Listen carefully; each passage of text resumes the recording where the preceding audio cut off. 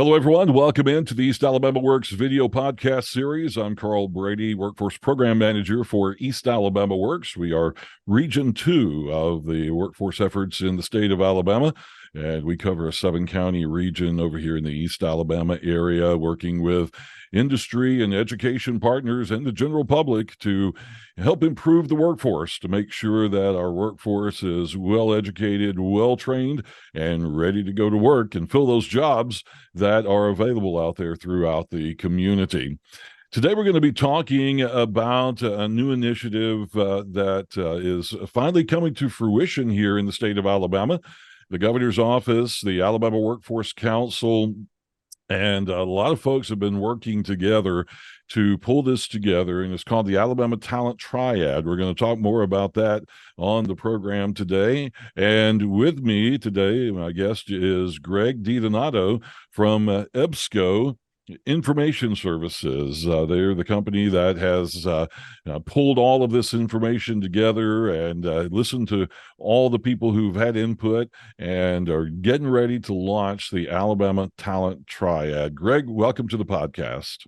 Carl, thanks for having me today, and really looking forward to discussing all the things that Alabama's been working on, and really to highlight that Alabama is first in the nation in this initiative. So it's been really wonderful to see, and an exciting project for us to work on. Governor Ivey is a big proponent of workforce development, and she is really supporting workforce development in the state of Alabama. And this is just another step in the Success Plus program and trying to make things accessible and make things work together for the benefit of the job seeker and the general public, and for the benefit of industry. So just give us an overview of the Talent Triad to start off, and then we'll dig a little bit deeper into some of the details. Yeah, absolutely. So the name Talent Triad really has a couple of different meanings to it, and works in a lot of different ways. First off, it really was spawned by Governor Ivey's goal of reaching 500,000 credentialed Alabamians by the year 2025. And through the work of the ACCCP organization that was developed because of Success Plus and Governor Ivey's initiatives around workforce and education. The three elements of the triad is bringing together students and job seekers, bringing together employers, and bringing together policymakers all into the same room to ensure that we're addressing the needs of the labor force participation rate, addressing the needs of economic development, and making sure that all three parties play a role in Alabama moving forward in the right direction in those areas. So from a triad perspective, those three key elements are always a part of everything that we're building, all the conversations that we're having. From a technology standpoint, what we're looking to do is also pull together three key elements of the triad.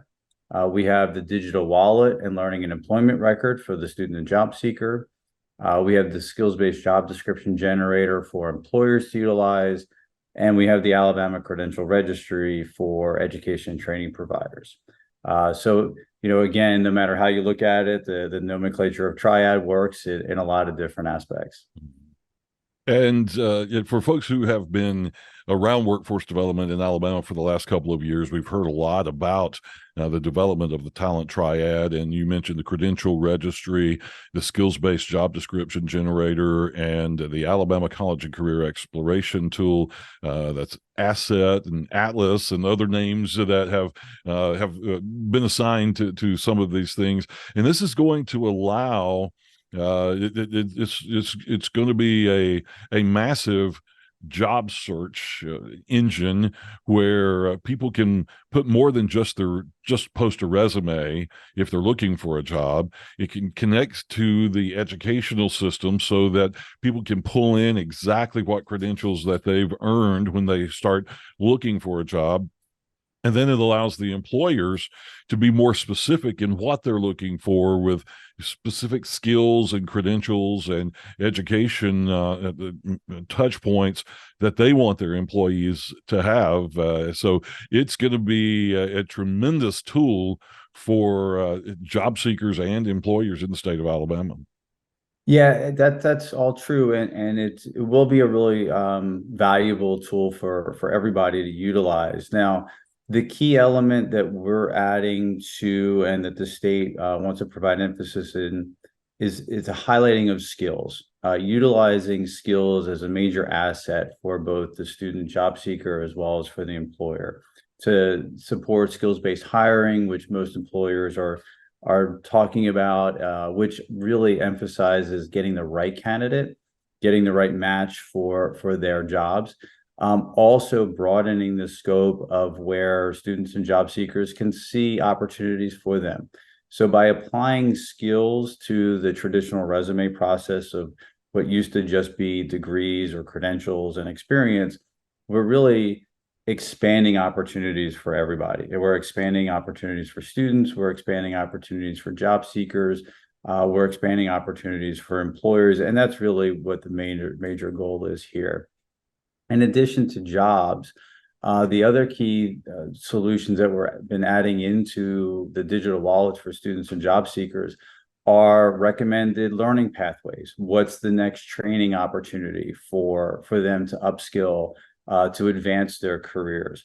How do we make sure that where they are today isn't the ceiling? We're continuing to progress all those tremendous policies, all the tremendous programs that the state is offering, that East Alabama is offering, or West Alabama, or any of the regions are offering across the state.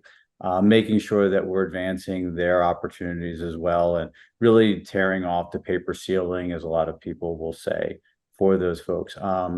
We're including opportunities like scholarships and financial aid. How do you help support those areas of need for folks to find ways to get the next career opportunity or the next educational opportunity? We're looking to address, where there might other be barriers to, we've heard healthcare and transportation and housing and training are another barrier of entry for folks entering the labor force.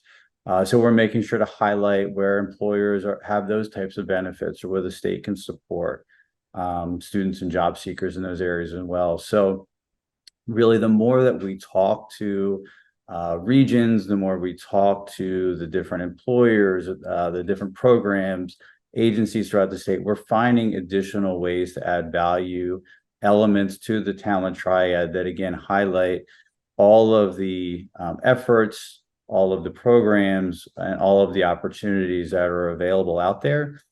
They just may be in disparate places, and the talent triad is really looking to not only expand those opportunities, but bring together all those programs and scenarios that are there. You mentioned skills-based hiring. This is an opportunity to kind of centralize skills around different job pathways.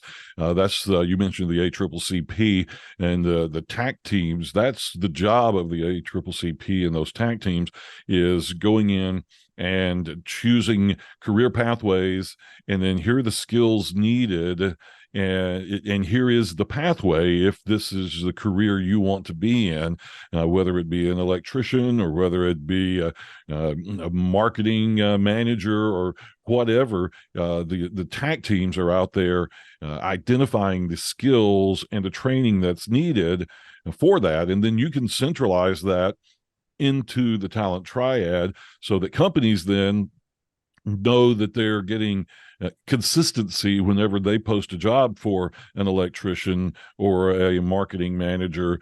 They know they're getting consistency in the people they're going to be seeing, and then the job seekers then as well can have some consistency in what skills they know that they need to obtain to follow that pathway. Is that an easy way of saying that, or? Yeah, so the state has really set a great foundation when it comes to the ontology, or as Nick Moore would say, the skills DNA of the job and the opportunities that are out there. We know that not everybody speaks the same language. Students speak a different language, and employers or job seekers, everybody uses similar terms, but not always the exact same terms. So we are utilizing the skills DNA that the ACCCP and the TACs have set up.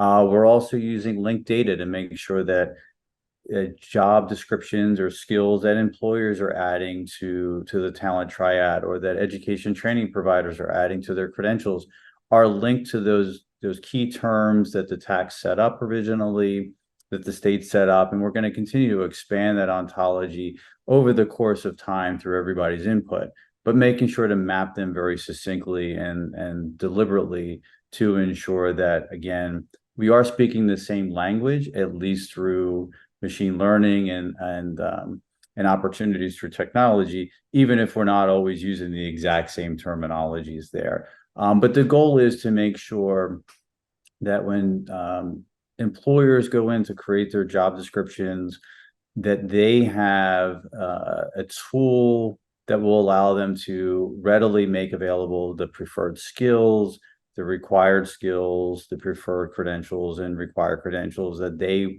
expect for their job postings. We don't want people to start from zero. We want them to have, an 80% ready to go match to what they're already doing, and then allowing them to customize as they need. So it is a far advancement from everybody deciding, hey, we're going to do skills-based hiring, and let's just throw in a bunch of opportunities in there and hope we're going to find candidates that have those skills. We are connecting through that skills DNA and that opportunity there. Yeah, it's very difficult sometimes to write out a job description and get all the information in there that you want to be in there, and then you're afraid you've left out something. So the employer side of this helps with that. The employer can go in and and choose a job description that's already in the process. As you said, 80% of the information there, then they can customize that. And that just, as you said, just got to make sure that everybody's speaking the same language across the board. Speak some more from the standpoint of the employers. When the employer goes into the talent triad, which by the way is launching in October, when the employer goes in, what are they going to find when they get there, and what all will they need when they first log on to navigate this? Sure. So they'll register. They'll get some keys, username, passwords from us, and they can have multiple usernames across the organization, depending on how many hiring managers they want to have included in there. They'll be able to set up a profile, making sure that their organization is well represented within their profile. And then they'll have an opportunity to either manually go in and create their job descriptions. They'll have an opportunity to pull from job descriptions that have already been created, templates from other companies or from the ACCCP as an example. And they'll also have the opportunity to work directly with us. We're making sure that the onboarding process, especially through the launch or in early days, we're going to be there to support employers, whether they want to send us their job descriptions that they have on their career sites now. We'll help translate them into the talent triad. Perhaps there's an HR system that we can connect with, like a Workday, or another system where we can create some interoperability and be able to do real-time exchange of job descriptions from that perspective. So lots of different ways for them to get involved, but we hope that it's an advancement and not seen as another to-do list for them. We really want this to be utilized because it's a tool that they can use to support skills-based hiring. If they do create the jobs within the talent triad, they also have the opportunity to take those job descriptions and make them available on their own career websites. They have the opportunity to post them to LinkedIn or Indeed. So it'll be a work in progress, but we want those job descriptions to start to inform all of their job posting sites and not just be contained within the talent triad. We want this to be an exercise that goes beyond that. The other key thing too for employers that's important is they have an opportunity to really signal new skills or new careers that may not be readily available today in the marketplace. So they have the opportunity to signal to education training providers, hey, these are new skills that we're looking for. These are new jobs that we're trying to advance manufacturing or technology or whatever it might be in this direction. And those types of trends, those types of opportunities will be real-time advantages for the education training providers to understand. They have to start to develop programs ahead of time, and they want to be able to see that. So while there's always been partnerships between education and employers. It will be available on a real-time opportunity now through the Talent Triad. For the employers, will the system, once they post a job, will it go look through all the job seekers and then kick back some potential interviews for them to look at? Yes, so the process will be that they'll post their resumes into the Talent Triad ecosystem, and then it will be recommended to any students or job seekers who have posted their resumes into the system. And those recommendations for employers will come back again based on how many students and job seekers match those skills, those credentials, those experiences that are being required by the employers, and vice versa. Students and job seekers will see jobs that they're being matched to, and so it'll really work together as a coherent system. And those recommendations should be there on a consistent basis to see the pipeline of opportunities for everybody.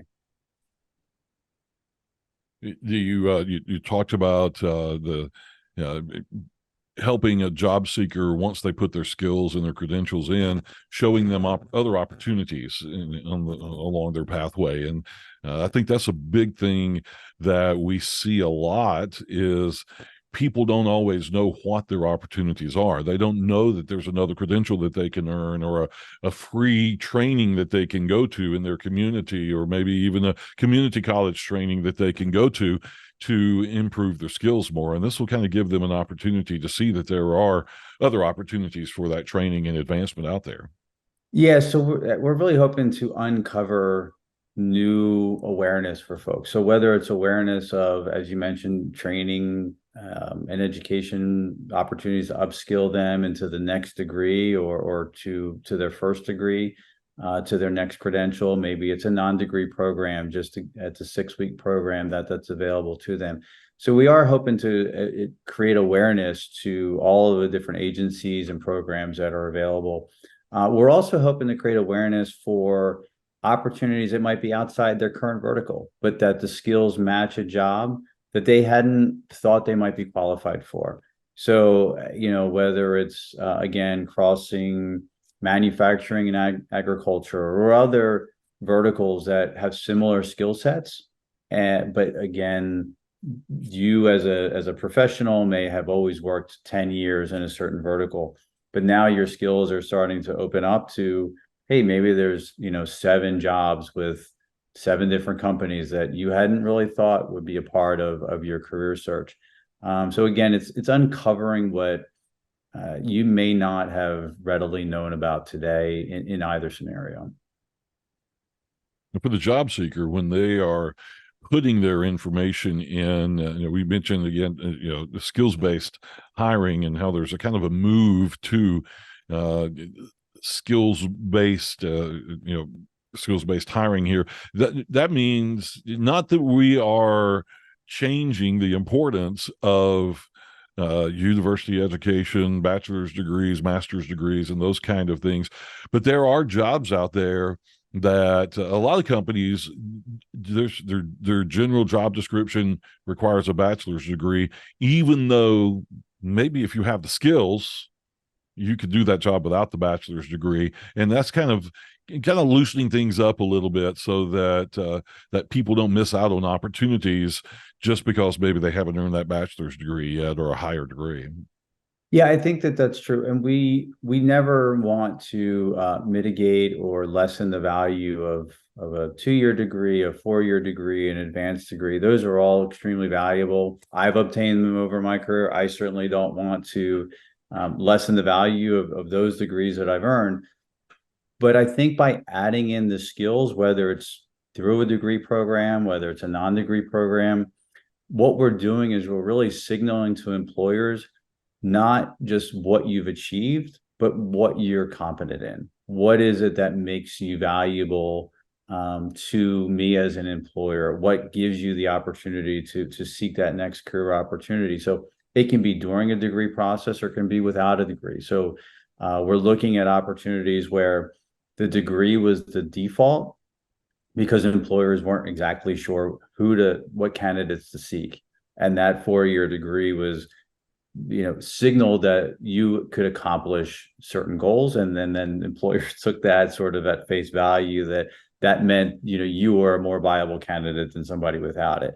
So yes, to remove that barrier is a tremendous asset, but also to add the skills that you have earned during your 4-year degree, and the two combined probably makes you an even better candidate than just having the 4-year degree listed on your resume. So in either scenario, it really does work well in that case. It also works really well. One of the other examples that we've talked about is transitioning military members, helping them to translate their skills into the civilian world, and the types of opportunities that it would open up for them, and making sure that those skills are being translated. So skills are an asset. Again, doesn't remove any of the experiences or the credentials or degrees that folks have earned. It's just a higher, more attributable version to what employers are looking for in addition to those things. Talk about the credential registry and how that I've heard it use terminology that the employers can verify what is on a job seeker's resume. If they say they have such and such a credential, then the employer could verify that they indeed have that credential. Talk about how that works into the process. Yeah, so skills-based hiring, again, hasn't been, it's not new, but having the credential registry there, having the ability for the education training providers to load up the credentials that they are supporting in their schools or in their training programs into the registry, and then having the student or job seeker be able to go in and pull down those credentials, those skills that are attributed to those credentials as a part of their learning and employment record in a validated situation, because we're interoperating with the student information systems. We're interoperating with the solutions that the Office of Apprenticeship has made available. So whatever the workflow might be, we're interoperating with a lot of those systems. That creates a verification for the employer to say, hey, we know that you have actually earned that. It isn't something that you are just self-attesting. There is self-attestment that's available for students and job seekers in the purpose of this, but it is a verification process for the employer to know what's verified, what's self-attested, what you have actually achieved and earned, as opposed to what you believe that you've achieved and earned, and what you believe is the opportunity for you to move forward in that way. Now, I see that there are so many things out there that a job seeker can earn. How do you make sure you're getting them all in there? I'm thinking, maybe a trade union has their own apprenticeship program and their own levels of learning that's not connected to the state education system. Or maybe if somebody the office that they worked in required them to be Microsoft certified on certain programs, and they've earned those certificates. How is all of that and all of those options being worked into what you guys are doing? It's definitely a progress and a process. I'm not saying that every piece of it is figured out today, but again, it starts with the partnerships with the community colleges, with the 4-year colleges, with the education training providers, to see what solutions are they working with, what can we interoperate with. So that's number one. Number two is we're giving folks the opportunity to pull in downloadable files from their computer, whether it's a badge, whether it's a file or a certificate. So we're looking at ways to put in code. Maybe it's a JSON file from whoever the education training provider is.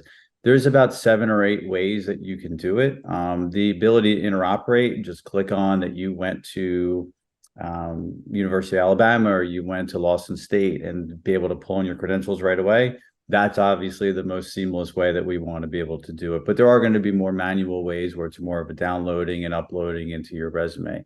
But we've talked to enough folks, and we've seen the different options for us. And so we're building all of those into the process. And you guys have had a unique job in doing this. As you mentioned earlier, this program is a first of its kind in the country. So you guys didn't have a template to follow or things like that. You guys really are leading the way in putting this together. Talk about that challenge and how your company and the state officials working together to make this happen. Yeah, so I think the most important part is the partnerships. Everybody in all the different agencies, all the different employers, all the education training providers really have been open to understanding what they can do to contribute, what information can they provide. And it's really just been our job to understand those, work, support I don't want to say change management, but to support a workflow management that makes this a viable solution for everybody. We don't ever want to make anybody feel like you have to throw away what you've invested in. We don't want anybody to feel like what you've invested in isn't a viable option. But if we can work in your current workflow, then the adoption, the engagement will be much greater. It'll be seen as a partnership and not something that's being forced upon them and takes time out of their current workday. And that's really been our strategy. That's been the state strategy, and the partnerships and the doors that everybody's opened up has really been the key here. Because it is a population solution, because it is the governor's initiative. Again, folks have been really open to working with us. The state is making it free to all users, employers, job seekers, et cetera. So they're breaking down the barriers right there for the cost of entry, so to speak. And it's really been those partnerships that have made this work. And I really can't stress enough the population solution that this is. It's not just for one specific program, or it's not just for one age group, or it's not just for for any one area. It is something that they're hoping to achieve from a middle school all the way up to retirement age and beyond for folks. It's meant to signal job opportunities for frontline workers as well as CEOs. So it is something that it should be available to everybody, and really we're looking to see how we can make it work pretty much for everybody across the state. Is the Triad intended to replace what the state's currently doing through the career centers and AlabamaWorks.alabama.gov and that system that they have in place there? Or are they going to work alongside each other, or is it a replacement? How is that going to work? Yeah, it's not a replacement. Again, we want to work within the career centers. So whether it's the folks at the career centers signing up the job seeker for a wallet and helping them develop a resume and then showing them the job matches that are available to them. It's meant to be a tool that we can interoperate with their current systems available. As far as AlabamaWorks, we're going to be launching from the AlabamaWorks site.